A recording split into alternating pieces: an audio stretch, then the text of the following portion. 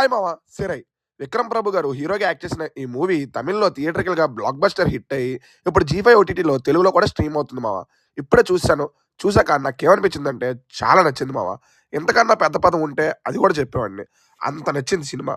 ఈ సినిమా విషయంలో నాకేమైనా చెప్పాలి అనిపించింది అంటే అది స్క్రీన్ ప్లే బ్రిలియన్స్ అని చెప్పగలను మామ.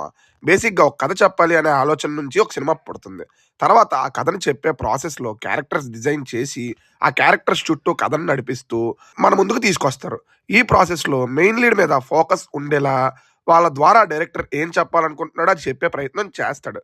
బట్ ఈ సినిమా విషయంలో ఒక కొత్త విధానం నన్ను చాలా ఇంప్రెస్ చేసింది మామ. ఆ టైంకి మనం స్క్రీన్ మీద ఎవరిని చూస్తే ఈ సినిమా వాళ్ళ కథగా మారిపోతుంది. కనిపించే ప్రతి పాత్రకి ఒక స్టోరీ ఉంటది. ఆ క్యారెక్టర్ కనిపిస్తున్నప్పుడు వాళ్ళ కథను మొదలుపెట్టి పూర్తి చేసే ప్రయత్నం అయితే చేశారు మావ. అది నాకు చాలా నచ్చింది. అబ్దుల్ క్యారెక్టర్ కనిపించినప్పుడు ఇది అతని స్టోరీగా మారిపోతుంది. శ్రీనివాస్ క్యారెక్టర్ కనిపిస్తున్నప్పుడు ఇది అతని స్టోరీగా మారుతుంది. కళావతి కనిపిస్తే ఆమె స్టోరీ అయిపోతుంది.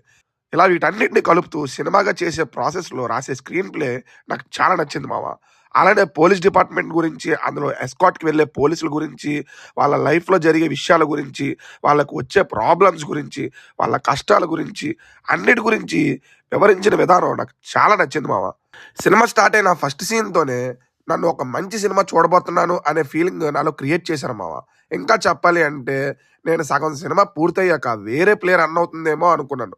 కానీ నా ఆలోచన రాంగ్ అయ్యేలా చేసింది. ఇలాంటి సినిమాలు అరుదుగా వస్తాయి. వచ్చినప్పుడు టైం లేకపోయినా కల్పించుకొని మరీ చూసేయాలి మావ. ప్లస్ పాయింట్లు, మైనస్‌ల గురించి తెలుసుకునే ముందు బేసిక్ స్టోరీలోకి వెళ్తే శ్రీనివాస్ అబ్దుల్ అనే ఖైదీని లాంగ్ ఎస్కార్ట్ మీద పోలీస్‌గా తీసుకువెళ్తాడు.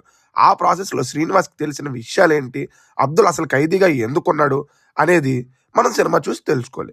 ఇక ప్లస్ పాయింట్స్ విషయానికొస్తే 95% ప్లస్ పాయింట్స్‌తోనే నిండిపోయింది మావ ఈ cinema. Actors performance, screen play, story, Justin Prabhakar గారి మ్యూజిక్, ఫిలోమిన్ రాజ్ గారి ఎడిటింగ్, డైరెక్టర్ గారి direction, seven screen Lalit Kumar గారి ప్రొడక్షన్ వాల్యూస్, ప్రొడక్షన్ డిజైన్, ఇలా ఈ సినిమా విషయంలో అన్ని కుదిరాయని చెప్తాను మావ. ఇలా అన్ని ప్లస్ పాయింట్సే అనిపించాయని చెప్తాను. ఇక మైనస్‌ల విషయానికి వస్తే అబ్దుల్ ఫ్లాష్ బ్యాక్ స్టోరీ నాకు పెద్దగా అనిపించలేదు మావ. కొంచెం నీరసంగా ఉందేమో అనిపించింది. ఒక ఫ్లోలో వెళ్తున్న సినిమాకి అది అడ్డని కూడా అనిపించింది. బట్ కథకు అది అవసరం కాబట్టి మనం ఏం చేయలేం.